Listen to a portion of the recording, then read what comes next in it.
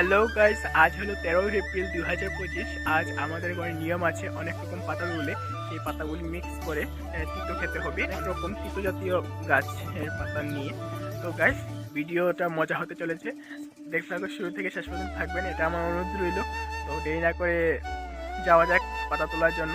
তো দেখতে থাকো কি কি পাতা তুলি আমি। গাইস, আমি পাতা তোলার জন্য আমি একটি পাত্র নিয়ে নিলাম, এই পাত্রের মধ্যে পাতা তুলবো।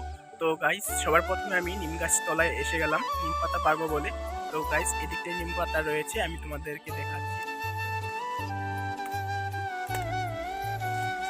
তো গাইস, নিম পাতা পেরে নিয়েছি, এই যে আমি এখন তুলবো ডিমাই শাক। গাছ দেখে থাকো, ডিমাই গাছ তুলবো।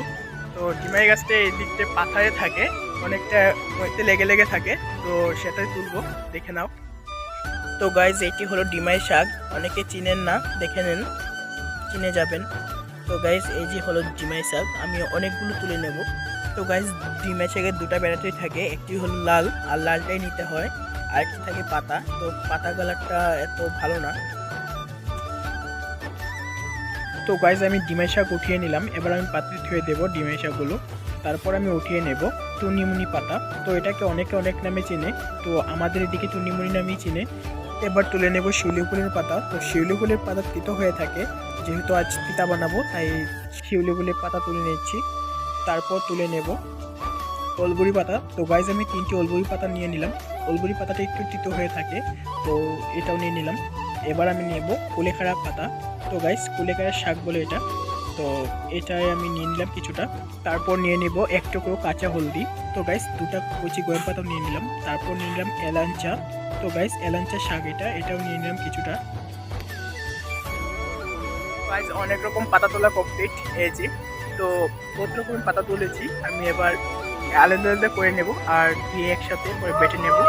তো শুরু করা যাক। বললাম, সব সাজিয়ে নিয়েছি, এবার আমি এগুলিকে ধুয়ে তারপর আমি বেটে নেব, বেটে রসটা নিয়ে নেব।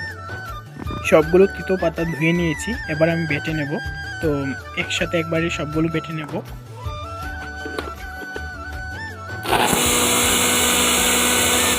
তো গাইস, সবগুলো বাটা হয়ে গেছে, এবার আমি ঢেলে নেব একটি পাত্রে। তো গাইস, আমি ঢেলে নিয়েছি, এবার আমি জল দিয়ে গুলে নেব। তারপর গুলি নিয়ে একটি ছাঁকনির সাহায্যে ছেঁকে নেব। তো গাইস, সবগুলো ছেঁকে নেওয়ার পর এবার আমি একটি কাপে কিছুটা তিতো নিয়ে নেব। তো গাইস, আমি এখন নিয়ে নিলাম এই তিতো, তিতো খাবো। এখন নিয়ে নিচ্ছি মুড়ি আর গুড়। তো কিভাবে খাবো, আমার তো ভয় লাগছে, তিতা খাবো গাইস, 1 কাপ পুরা।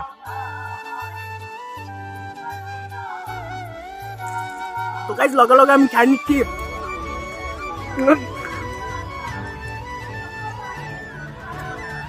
তো গাইস, আমি মুড়ি খাতে খাতে ব্লগটা এখানে শেষ করছি।